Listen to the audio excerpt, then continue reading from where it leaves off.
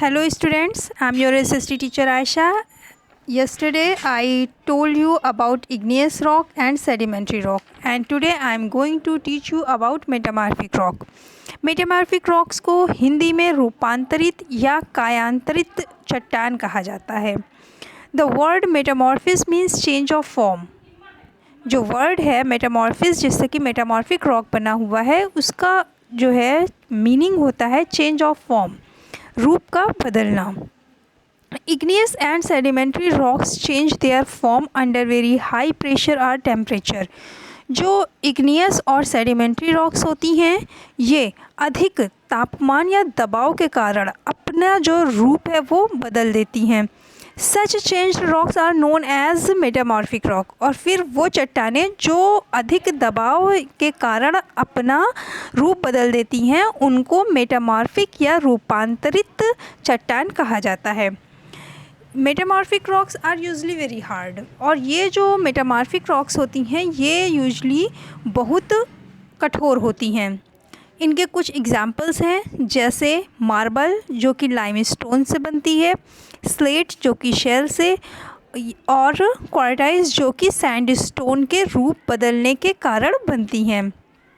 जो ट्रांसफॉर्मेशन होता है ये सेडिमेंट्री और इग्नियस रॉक में, तो इस ट्रांसफॉर्मेशन का जो पीरियड होता है इसको रॉक साइकिल कहा जाता है.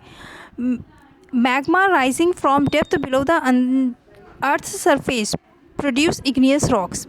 आपने पढ़ा था जब मैंने इग्नियस रॉक बताया था, तो जो धरती के अंदर जो मैग्मा होता है, जब वो जम जाता है, ठंडा होता है, जमता है, तो वो हार्ड हो जाता है और वो इग्नियस रॉक बनाता है.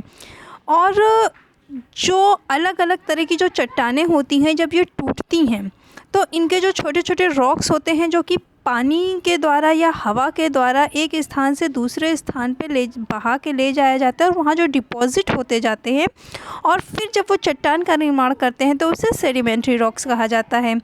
फिर एक्सट्रीम हीट एंड प्रेशर में cause igneous and sedimentary rocks to form metamorphic rocks.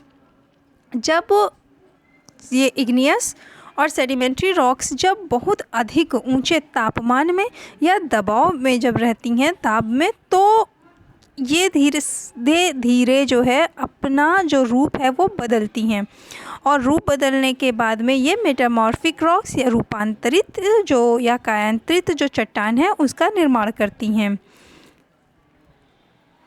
Rocks जो होती हैं वो बहुत गर्म से जो है वो पिघल जाती हैं, और पिघलने के बाद जो है वो मैग्मा का निर्माण करती हैं. अब डेवलपमेंट ऑफ लैंडफॉर्म्स.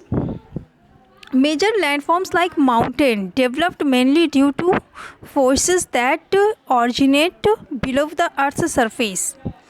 बड़ी बड़ी जो लैंडफॉर्म्स हैं, जैसे माउंटेन्स, पर्वत, ये जो है मेनली जो अर्थ सरफेस के नीचे जो फोर्सेस ओरिजिनेट होती हैं उनके द्वारा इनका निर्माण होता है.